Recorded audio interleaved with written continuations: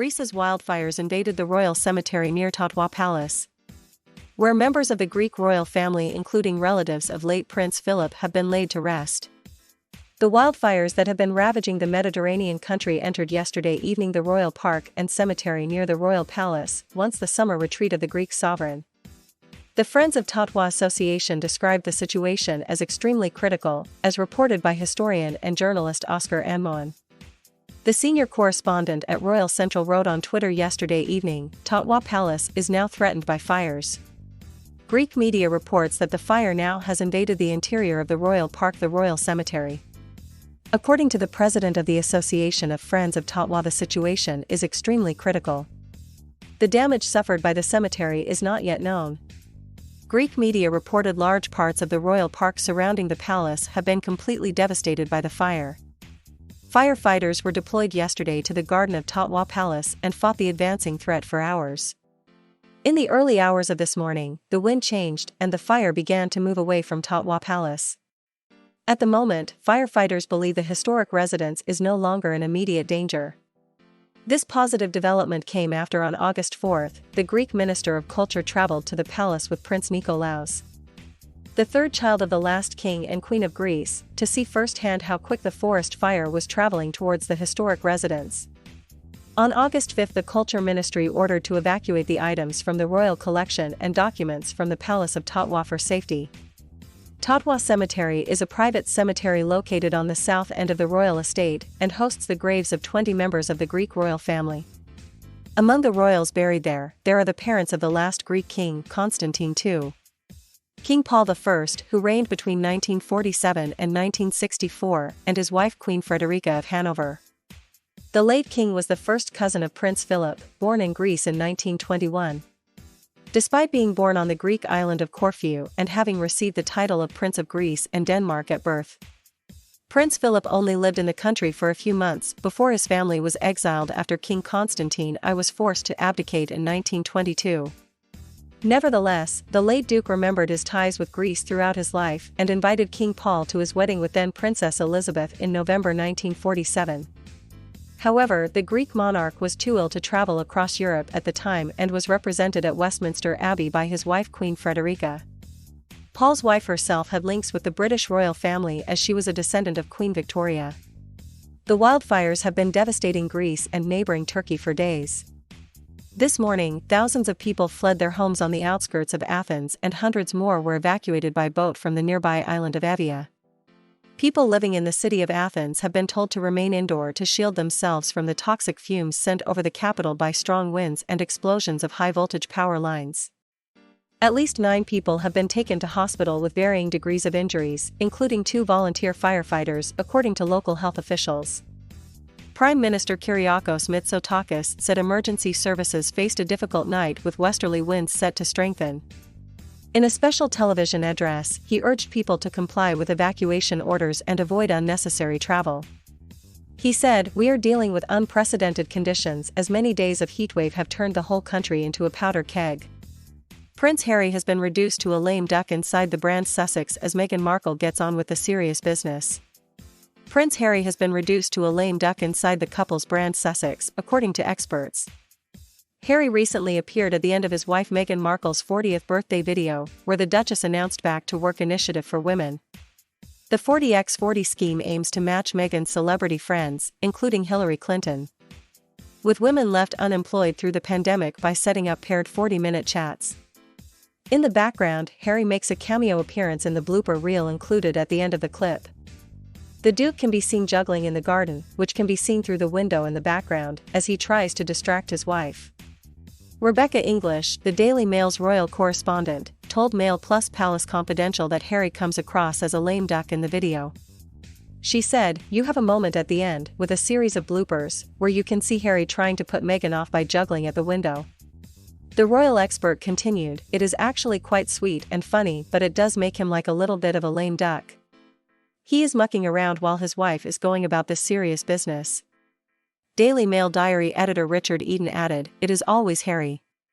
There is this developing narrative of good cop, bad cop, the sensible one and silly one. We have Meghan's new feminist Netflix program a couple weeks ago, and here again she is helping women. And then you have Harry, who trashes his family and is here literally acting like a clown. Daily Mail columnist Sarah Vine remarked on Meghan's drive to expand and showcase brand Sussex. She said, "Sometimes I wonder if Meghan can do anything without turning it into a virtue signaling moment." Ms. Vine added, "She is turning 40.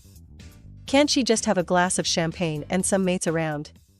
Why does it have to be an opportunity to showcase brand Sussex? I'm not sure how you help a poor person by introducing them to a rich person for 40 minutes. I don't really understand it. Can she not do anything without turning it into an opportunity? For me, it feels like she is just trying to make herself look good for expanding the brand." Royal family members including the Queen are likely to be worried by news Prince Harry is writing a tell-all memoir due to be published next year. An expert has explained why the firm may be braced for the worst. Prince Harry and his wife Meghan Markle quit the firm last year and have since relocated to the USA and distanced themselves from the monarchy. But despite their wish to pursue a more peaceful life away from the royal bubble, the couple re-entered the fray in March during a bombshell interview with Oprah Winfrey, in which they made a number of damaging allegations against the royal family. Following the seismic sit-down, the Queen responded with a succinct statement in which she expressed concern over the issues raised by the Sussexes, which included an allegation of racism. While the Queen said the matters raised would be dealt with by the family in private, Harry has since gone on to air his grievances in public. Speaking out on 2 podcasts and during his Apple TV mental health series with Oprah Winfrey. For that reason, the monarchy is likely to be ruffled by news Harry is to publish a tell-all memoir about his life growing up in the royal bubble next year. As with the Oprah interview, the palace is unlikely to get a proper chance to respond to any accusations the Duke of Sussex may choose to include in his book. Discussing Harry's upcoming book on podcast Pod Save the Queen, the Mirror's royal editor Russell Myers claimed it may attack all members of the firm. The expert said, "Nobody is going to come off unscathed here." He added, "Maybe this is some sort of therapy for Harry where he can unburden himself, but nobody in the royal family is going to come off unscathed. And that's why there is going to be such a degree of nervousness about this book. People in the palace will say Harry is not duty-bound to tell us what he is doing at any stage, but he obviously made those promises of upholding the values of the Queen. Is this in keeping with holding up the values?" He added, "On the one hand you could say he is being true to himself, he is using it as a form of therapy, doing it for charity. On the other hand, is it potentially trashing your family?" In a statement about his memoir, Prince Harry said, "I'm writing this not as the prince I was born but as the man I have become." Harry added, "I've worn many hats over the years, both literally and figuratively, and my hope is that in telling my story, the highs and lows, the mistakes, the lessons learned, I can help show that no matter where we come from, we have more in common than we think. I'm deeply grateful for the opportunity to share what I've learned over the course of my life so far and excited for people to read a first-hand account of my life that's accurate and wholly truthful," his publisher said, in an intimate and heartfelt memoir from one of the most fascinating and influential global figures of our time. Prince Harry will share, for the very first time, the definitive account of the experiences, adventures, losses and life lessons that have helped shape him, covering his lifetime in the public eye from childhood to the present day, including his dedication to service, the military duty that twice took him to the front lines of Afghanistan, and the joy he has found in being a husband and father. Prince Harry will offer an honest and captivating personal portrait, one that shows readers that behind everything they think they know lies an inspiring, courageous, and uplifting human story. Meghan Markle and Prince Harry's decision to speak out about life inside the royal family left the Queen beating her head against a wall, a royal commentator claimed in a documentary. The Duke and Duchess of Sussex famously ditched their royal duties last year, as they announced they would leave the firm and carve out new roles for themselves in the US. During their time as working royals, Harry and Meghan both spoke out about the impact being in the public eye had on their mental health. The Sussexes have criticized the media on several occasions, including just months after their relationship first became public. More recently, Harry sent shockwaves through Buckingham Palace by revealing last month that he will publish a memoir next year, potentially exposing further details about life in the royal family. The couple's public comments, which break with the royals' never complain, never explain policy, are likely to have enraged Harry's grandmother, the Queen, according to Dylan Howard, a journalist and royal commentator, the co-author of Royals at War: The Untold Story of Harry and Meghan's Shocking Split. With the House of Windsor spoke to the 2021 documentary Secrets of the Royal, the Markles vs. the Monarchy about the impact this has all had on the 95-year-old monarch.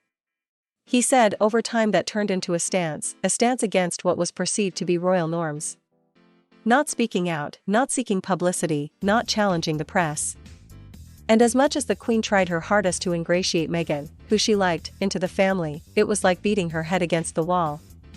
The Queen reportedly gave a warm welcome to US-born Meghan at first, even breaking with royal tradition by inviting the Duchess to spend Christmas at the Sandringham estate in Norfolk while she was still engaged to Harry. Such offers are usually reserved for royal spouses, and neither Meghan's sister-in-law Kate, the Duchess of Cambridge, or Prince Andrew's ex-wife, Sarah Ferguson, were invited while they were not married. However, reports soon began to emerge of a rift between the Sussexes and members of the royal family, including Kate and her husband, Prince William, Harry's brother. In what was seen as a watershed moment for Harry and Meghan, the couple opened up to ITV's Tom Bradby about the struggles they faced as royals during their 10-day tour of Africa. Meghan said it's a very real thing to be going through behind the scenes and answered yes when she was asked if she had been struggling. Meghan also told news anchor Mr. Bradby that when she met Harry, her friends in the US were so happy because I was so happy. However, she said a British friend had told her, "You shouldn't do it, the British tabloids will destroy your life."